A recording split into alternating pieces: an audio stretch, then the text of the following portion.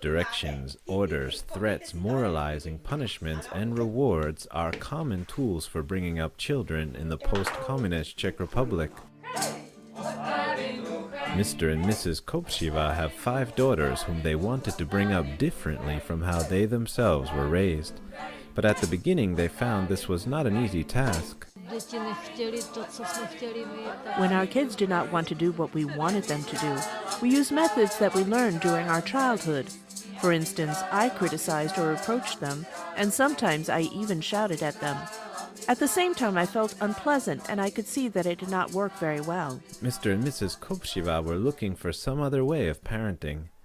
Finally, they found a book entitled How to Talk So Kids Will Listen and Listen So Kids Will Talk. We started to put this into practice, but it was not easy because we found old habits really do die hard. However, the kids were a living mirror to our efforts, and we could see that it was worthwhile.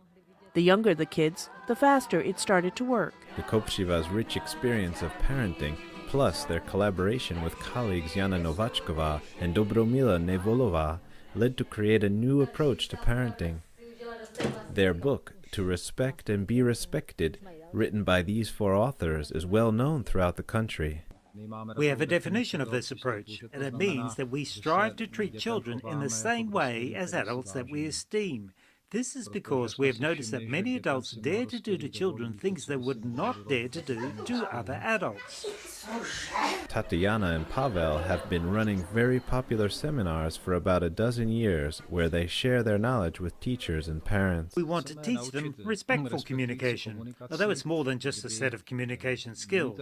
Behind it, there's a belief that we do not want to control and manipulate others. Rather, we want to let others have freedom and space, understanding that when they have this freedom to make their own decisions, the cooperation with them is better, as it is based on inner motivation. Pavel and Tatiana also hold the view that the children and the parents need to agree on boundaries. We say that we should not build boundaries for children, but work with the children to find boundaries we all agree on. According to the Kopšivas, this more respectful approach leads children to develop responsibility, initiative, and high self-esteem, whereas authoritarian parenting can have a negative effect on relationships. Children learn what they are taught. So when I reproach and threaten them, then I shouldn't be surprised when they themselves do the same to their siblings and to other people, including myself. The Kopšiva's daughter, Svetlana, tells us about her experience growing up with respect. An approach that was natural for me was perceived by others as something unusual, so at first I had a problem with it. However, now I'm more able to stand up for these beliefs and explain to others what the principles are all about. Tatiana and Pavel brought up their 5 daughters with respect, which led to greater harmony in the family.